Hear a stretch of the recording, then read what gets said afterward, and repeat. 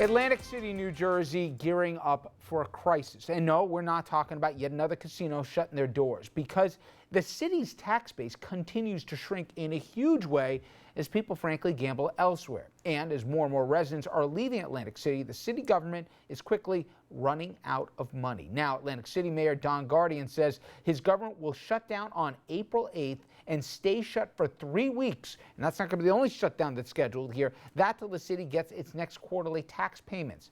And he's saying, don't look at me, look at Governor Chris Christie for not helping the city keep their doors open with a bridge loan to get AC through the crisis. Christie, for his part, calling for a state takeover of Atlantic City that Mayor Gov't opposes, and he has twice vetoed a rescue package for the city that legislators are working to override. The governor, he's blaming the city government for the problems, and Assembly Speaker Vincent Prieto for blocking a bill allowing that takeover. The state is not providing any more money. It's over. The Speaker refuses to post it because he is playing public sector union politics on behalf of his political boss, Steve Phillip, and on behalf of his own political ambition. Earlier today, I spoke with Atlantic City Mayor Gov't about the pending fiscal crisis. Mayor, I'd ask how you're doing, but I know you've had better weeks. Why don't you tell the audience what happens April 8th to Atlantic City if the governor and the city cannot reach an agreement? Sure. Well, the governor is withholding $33.5 million from the state to our budget that was coming from the casino industry. And without those funds, on April 8th, we run out of money. We're very lucky that police, fire, essential services have all agreed to work, even though we're not going to be able to pay them.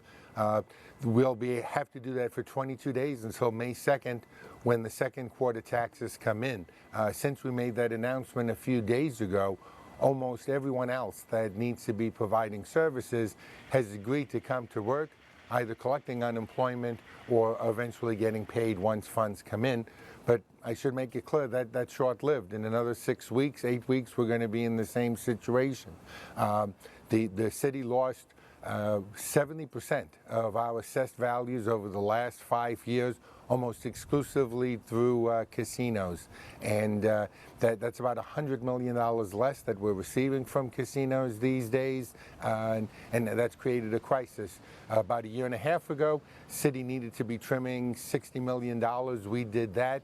Casino industry agreed to redirect hundreds of millions of dollars over a 10-year period.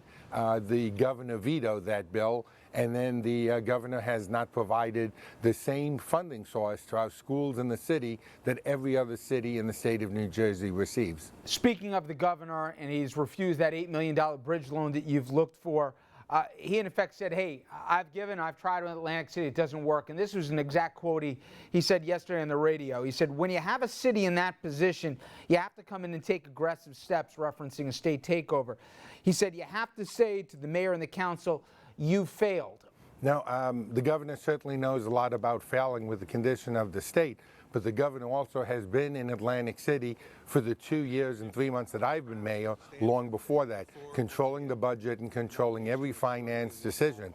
We have a memo of understanding with the state that allows them to control who we hire, fire, what their salaries are, and every financial decision is approved by the state of New Jersey. What the governor is asking for is to abolish collective bargaining, abolish civil service regulations, and not give people the civil rights to be able to elect their own officials, in effect ending home rule. So what he's doing is unconstitutional, and it's an overreach. This isn't a city that's not cooperating. We've done everything that the state has asked the city to do in how we cut costs. Reportedly, they got the votes in the Senate for this takeover bill, and even some Democrats are saying they got the votes in the Assembly. I know there's some disagreement on it. But Mayor, if they got the votes and they move ahead, what's going to happen to your city if the state takes it over?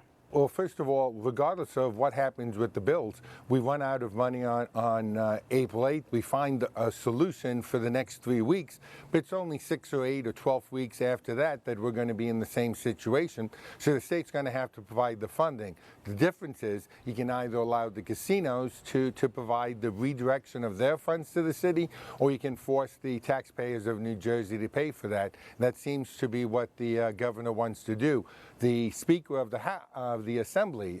Speaker Prieto doesn't feel the same way. He's not going to introduce that legislation into the Assembly. He is going to introduce the pilot bill that locks in what the casinos pay to the city of Atlantic City, along with another $110 million over 9 years to cut down on the city's debt. Do you believe the governor has abandoned Atlantic City, Mayor?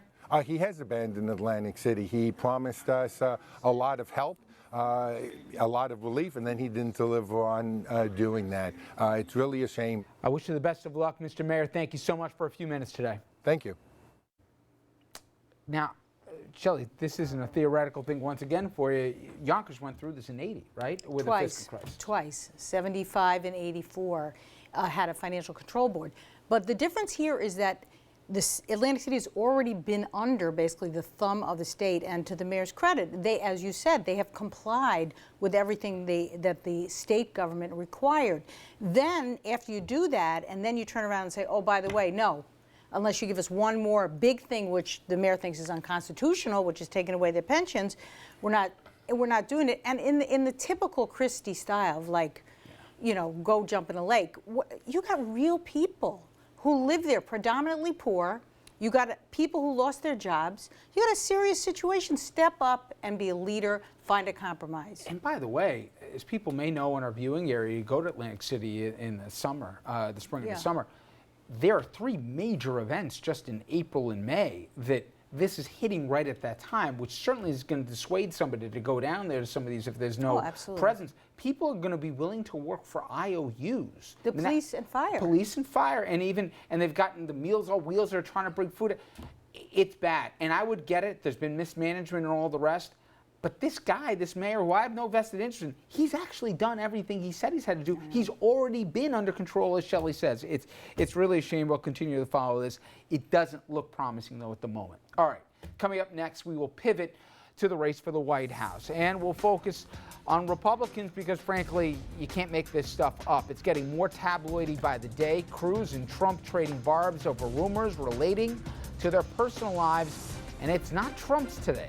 We're going to try to steer clear of the soap opera details if possible and talk about some politics, just maybe.